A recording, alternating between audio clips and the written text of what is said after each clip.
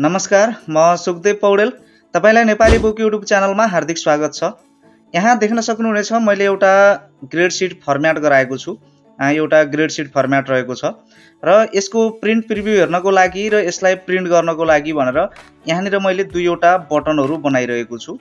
यहाँनिर print preview लेखेको एउटा बटन रहेको छ। यसमा मैले क्लिक गरे भने यो जुन ग्रेड शीट छ यो ग्रेड शीटको चाहिँ प्रिन्ट प्रिभ्यू देखिने गर्दछ। जस्तै म यहाँनिर यो प्रिन्ट प्रिभ्यू लेखेको बटनमा म क्लिक गर्छु। यहाँनिर क्लिक गर्दा बित्तिकै देख्न सक्नुहुनेछ यहाँनिर चाहिँ यो प्रिन्ट प्रिभ्यूको रूपमा चाहिँ यहाँनिर आइरहेको छ र यसलाई मैले यसको प्रिन्ट प्रिभ्यू चाहिँ यसरी हेर्न सक्छु र मैले अहिले यहाँबाट क्लोज गर्छु। अब यहाँनिर अर्को बटन रहेको छ प्रिन्ट बटन।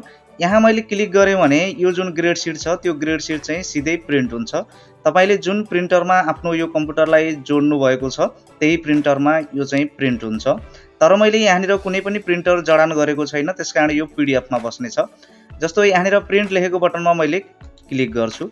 यसमा क्लिक गर्दा बित्तिकै देख्न सक्नुहुनेछ मैले चाहिँ कुनै पनि प्रिन्टरमा आफ्नो कम्प्युटरलाई जडान नगरेको कारण यहाँनिर चाहिँ यो डायलग बक्स देखा परेको छ र मैले यहाँनिर मानम कुनै एउटा नाम दिए 1 2 3 भनेर यसको नाम दिएर मैले चाहिँ डेस्कटपमा सेभ गर्नको लागि डेस्कटपको लोकेसन चुज गरेर यहाँबाट मैले सेभ गरे भने यो जुन ग्रेड शीटको फर्म्याट रहेको छ यो ग्रेड शीटको फर्म्याट चाहिँ पीडीएफमा डेस्कटपमा गएर बसेको छ। र यदि तपाईको यो कम्प्युटर चाहिँ प्रिन्टरमा जडान भएको हुन्थ्यो भने सिधै चाहिँ त्यो प्रिन्टरबाट प्रिन्ट आउट हुन्थ्यो। र एक्सेलमा यस्ता खालका बटनहरु कसरी क्रिएट गर्ने, यस्तो प्रिन्ट प्रिभ्यू बटन र प्रिन्ट बटन लगायतका बटनहरु कसरी जेनेरेट गरिन्छ, यी दुईवटा बटनहरुको बारेमा मैले आजको यो भिडियोमा बताउने छु। भिडियो तपाईको लागि निकै नै उपयोगी हुन सक्छ, नयाँ कुरा सिक्न पाउनुहुनेछ यो भिडियोबाट। त्यसकारण भिडियोलाई अन्तिमसम्म हेर्नुहोला, भिडियोलाई लाइक गर्नुहोला र यदि तपाई यस च्यानलमा नयाँ हुनुहुन्छ भने कृपया च्यानल सब्स्क्राइब गरी नोटिफिकेसन अन गर्नुहोला भन्ने आग्रह सहित आउनुहोस् भिडियो सुरु गरौँ।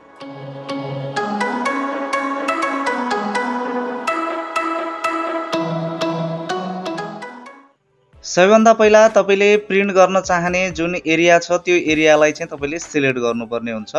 जस्तो चाहिँ यहाँनिर मैले यो जुन ग्रेड शीट रहेको छ यो ग्रेड शीटलाई चाहिँ प्रिन्ट गर्न चाहेको हुनाले, यसको प्रिन्ट प्रिभ्यू हेर्न चाहेको हुनाले मैले चाहिँ यो ग्रेड शीटलाई पुरै ग्रेड शीटलाई चाहिँ यसरी सिलेक्ट गरेको छु।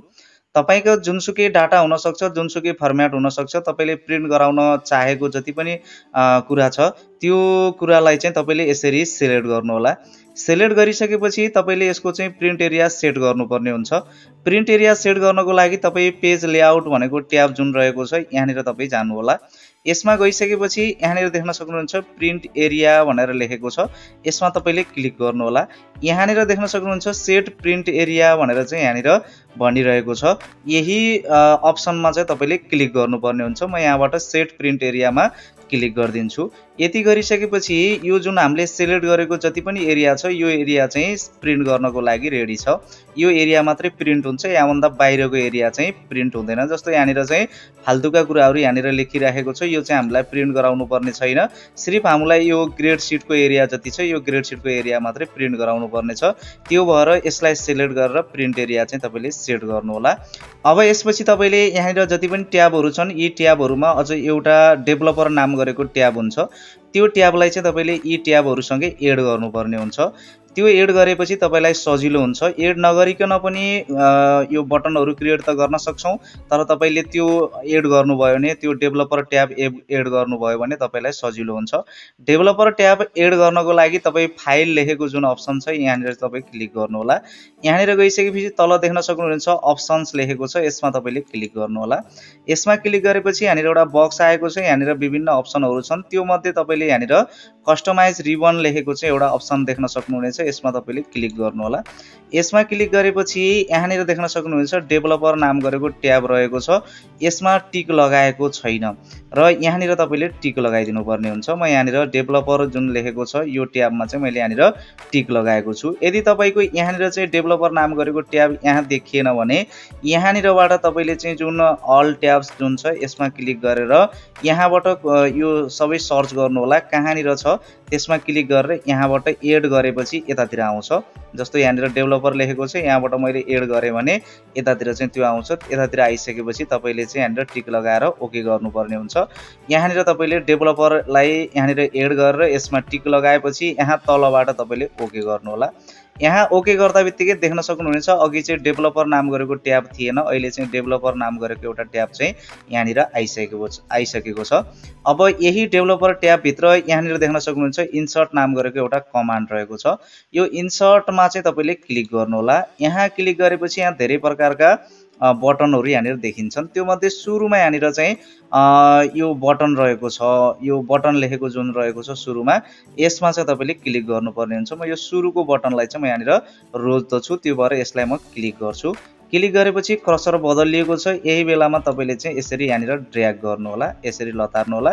तपाईलाई कत्रो बटन चाहिन्छ आफ्नो साइज अनुसारको अथवा चाहिँ तपाईलाई जत्रो चाहिन्छ त्यही मिल्दो आकारको तपाईले क्रिएट गर्नु होला। म यहाँबाट यसरी ड्र गरेर यसलाई छोडिदिएको छु। यसलाई छोड्दा बित्तिकै देख्न सक्नुहुनेछ यहाँनिर चाहिँ बटन 3 क्लिक भनेर चाहिँ एउटा नाम लेखेको छ र यहाँनिर एउटा यो बक्स आएको छ, यो म्याक्रोको बक्स रहेको छ।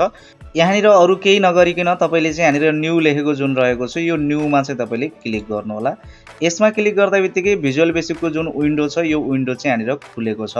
अब यहाँनिर तपाईले एकदमै छोटो एउटा चाहिँ कोड लेख्नुपर्ने हुन्छ, VBA कोड। VBA कोड चाहिँ एकदमै सजिलो रहेको छ, छोटो रहेको छ यो प्रिन्ट प्रिभ्यूको लागि। म चाहिँ यहाँनिर पहिला प्रिन्ट प्रिभ्यूको लागि बनाउन गइरहेको छु यो बटन। यसको लागि तपाईले active seat dot print preview भनेर चाहिँ यहाँनिर लेख्नुपर्ने हुन्छ। जस्तै ACTIVE यहाँनिर देख्न सक्नुहुन्छ। यहाँ मैले सिर्फ active seat dot print preview मात्रै लेखेको छु। यति लेखेपछि यहाँनिर यसको काम सम्पन्न भयो। तपाईले Ctrl+S गरिदिनु होला। यो यहाँनिर सेभ भएको छ।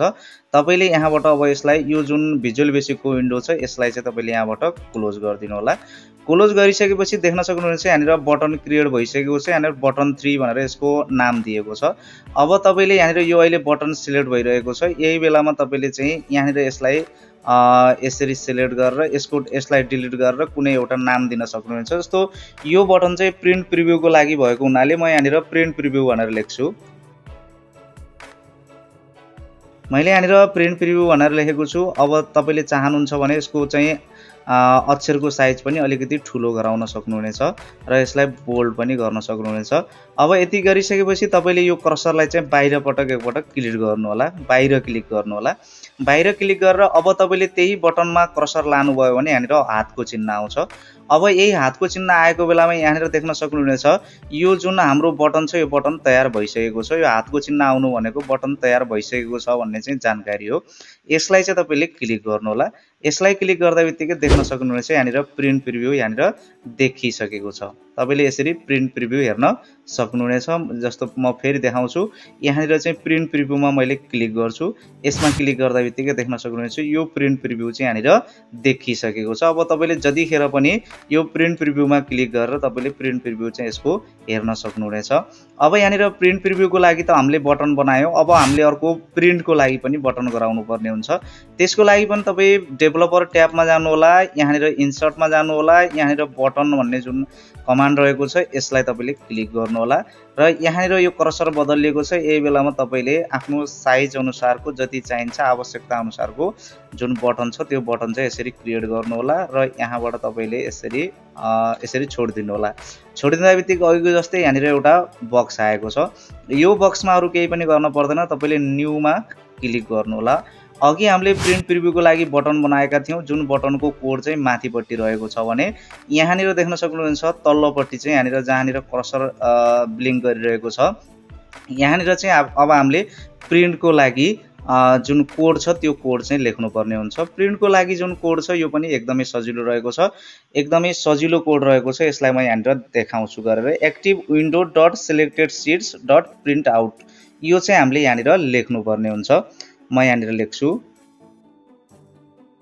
मैले यहाँनिर एक्टिभ विन्डो लेखेर डट दबाउँदा बित्तिकै यहाँनिर चाहिँ अब मैले यहाँनिर सिलेक्टेड सीट भनेर लेख्न खोज्दाखेरि देख्न सक्नुहुन्छ यहाँनिर तल आइसकेको छ। यही बेलामा मैले ट्याब दबाइदिएँ भने यहाँनिर सिलेक्टेड सीट भनेर चाहिँ यहाँनिर आइरहेको छ। अब मैले डट दबाउँछु। डट दबाउँदा बित्तिकै यहाँनिर अप्सनहरु आएका छन्। म चाहिँ प्रिन्ट प्रिभ्यूको लागि प्रिन्ट आउटको लागि गर्दैछु अहिले चाहिँ। त्यो भएर प्रिन्ट आउट यहाँनिर मैले PR हान्दा बित्तिकै यहाँनिर प्रिन्ट आउट भनेर यहाँनिर देखाइरहेको छ। यही बेलामा मैले ट्याब दबाइदिएँ भने प्रिन्ट आउट यति चाहिँ यहाँनिर यो टाइप भइसकेको छ। मतलब यहाँनिर देख्न सक्नुहुनेछ मैले चाहिँ active window dot selected sheets dot print out. यति मात्रै यसको कोड, ठुलो केही पनि छैन, एकदमै सजिलो रहेको छ। यति कोडले हाम्रो चाहिँ बटन बनिहाल्छ। तपाईँले चाहिँ कन्ट्रोल प्लस यस गरेर यसलाई चाहिँ सेभ गरिदिनु होला। सेभ गरिसकेपछि तपाईँले चाहिँ यहाँबाट क्लोज गर्नु होला। यो भिजुअल बेसिकको विन्डो चाहिँ यहाँनिर क्लोज भएको छ। अब तपाईँले यहाँनिर यसको नाम जुन छ नाम चाहिँ तपाईँले चेन्ज गर्न सक्नुहुन्छ। बटन 4 भनेर यहाँनिर आइरहेको छ। मैले चाहिँ यसको नाम प्रिन्ट भनेर राख्छु। यो बटनको नाम प्रिन्ट भनेर यसको बटनको नाम दिएको छु। यसलाई मैले चाहिँ अलिकति बोल्ड गर्छु र यसको साइज पनि म यहाँबाट बढाउँछु। यहाँनिर देख्न सक्नुहुन्छ यसको नाम लेख्न पर्ने कुराहरू चाहिँ यहाँनिर लेखिसकेको छ। अब मैले एकपटक यहाँनिर बाहिरपट्टि क्लिक गर्छु। बाहिरपट्टि क्लिक गरेर अब मैले कर्सरलाई त्यही ठाउँमा लगाएँ भने, त्यो बटनमा लगाएँ भने देख्न सक्नुहुन्छ यहाँ पनि यो हातको चिन्ह चाहिँ आइरहेको छ। अब मैले यहाँनिर क्लिक गरेँ भने यो चाहिँ यहाँनिर प्रिन्ट हुन्छ। तर यहाँनिर चाहिँ मैले यो मेरो जुन कम्प्युटर रहेको छ यसलाई मैले प्रिन्टरसँग जडान गरेको छैन। प्रिन्टरसँग जडान नगरेको कारणले गर्दाखेरि यसले चाहिँ सिधै यो सिट जुन रहेको छ यो ग्रेड सिटलाई चाहिँ पिडिएफमा सेभ गर्नको लागि एउटा डायलग बक्स देखाउनेछ। जस्तो म यहाँनिर चाहिँ प्रिन्टमा क्लिक गर्छु। यहाँनिर क्लिक गर्दा बित्तिकै यो डायलग बक्स आएको छ। अब यो डायलग बक्समा म मानम चाहिँ कुनै एउटा नाम दिन्छु। मानम ग्रेड सिट भनेर यसको नाम दिन्छु। म यहाँनिर ग्रेड सिट भनेर यसको नाम दिएको छु र मैले यहाँबाट यसलाई सेभ गर्छु। सेभ गर्दा बित्तिकै यो यहाँनिर सेभ भएको छ। यो सेभ भएको चाहिँ यहाँनिर डेस्कटपमा मैले राखेको हुनाले यो चाहिँ डेस्कटपमा गएर बसेको छ। जस्तो यहाँनिर देख्न सक्नुहुन्छ ग्रेड सिट भनेर मैले जुन यहाँनिर बनाएको थिएँ यो चाहिँ यहाँनिर यो पिडिएफ चाहिँ यहाँनिर आइरहेको छ। यसलाई मैले चाहिँ यहाँनिर खोलेँ भने देख्न सक्नुहुनेछ हाम्रो जुन ग्रेड सिट रहेको छ त्यो ग्रेड सिट चाहिँ यहाँनिर पिडिएफमा आएको छ। अब यहाँ तपाईँले एउटा महत्त्वपूर्ण कुरा जान्नुपर्ने हुन्छ। एक्सेलमा म्याक्रो रेकर्ड गरिएका फाइल र VBA कोड लेखिएका फाइल जति पनि छन् यिनलाई सेभ गर्नको लागि अलिकति तरिका फरक हुने गर्दछ। जस्तै तपाईँ सेभ गर्नको लागि फाइलमा जानुहोला, त्यसपछि सेभ एजमा जानुहोला। तपाईँले जहाँ सेभ गर्न चाहनुहुन्छ त्यहाँ चाहिँ तपाईँले लोकेसन चुज गर्नुहोला। लोकेसन चुज गरिसकेपछि यहाँनिर डायलग बक्स आउँछ र तपाईँले मेन यहाँनिर जान्नुपर्ने कुरा यो सेभ एज टाइप जुन रहेको छ यो सेभ एज टाइपबाट जहिले पनि एक्सेल म्याक्रो इनेबल वर्कबुक यो यसलाई चाहिँ तपाईँले चुज गर्नुपर्ने हुन्छ। सामान्यतया एक्सेल वर्कबुक भन्ने जुन सुरुको रहेको छ यो सिलेक्ट भइरहेको हुन्छ। तर तपाईँले चाहिँ एक्सेल म्याक्रो इनेबल वर्कबुक यसलाई चाहिँ छनौट गर्नुहोला र तपाईँले सेभ गर्नुहोला। यो यसरी चाहिँ सेभ हुन्छ। यदि तपाईँले एक्सेल म्याक्रो इनेबल वर्कबुक अन्तर्गत सेभ गर्नु भएन र त्यो एक्सटेन्सनमा तपाईँले यो फाइललाई परिवर्तन गर्नु भएन भने यो जुन VBA कोड रहेको छ भर्खरै हामीले यहाँनिर बटन बनाएका छौँ यो बटनले चाहिँ अर्को पटक तपाईँले फाइल ओपन गर्दाखेरि यिनले काम गर्दैनन्। यो कुरालाई विशेष ख्याल गर्नु होला। र यसरी यहाँनिर देख्न सक्नुहुन्छ प्रिन्ट प्रिभ्यू र प्रिन्ट बटन बनाउनको लागि एकदमै सजिलो रहेको छ। र यो तरिका मैले आजको यो भिडियोमा तपाईहरुलाई बताएँ। भिडियो कस्तो लाग्यो कृपया सुझाव सल्लाह र प्रतिक्रिया दिनु होला। कमेन्ट गर्न नभुल्नु होला। भिडियोलाई लाइक गर्न नभुल्नु होला र कम्प्युटर सिकाइ सम्बन्धी थुप्रै भिडियोहरू प्राप्त गर्नको लागि यो च्यानल भित्र जानु होला। विभिन्न प्ले लिस्टहरू राखिएको छ त्यहाँ हेरेर तपाईले कम्प्युटर सिक्न सक्नुहुनेछ। हौसला प्रदान गर्नको लागि भिडियोलाई लाइक र कमेन्ट गर्न नभुल्नु होला। भिडियोलाई शेयर पनि गर्नु होला भन्ने आग्रह सहित आजको यो भिडियोबाट बिदा चाहन्छु। फेरि अर्को भिडियोमा भेट हुने नै छ। हस्त नमस्कार।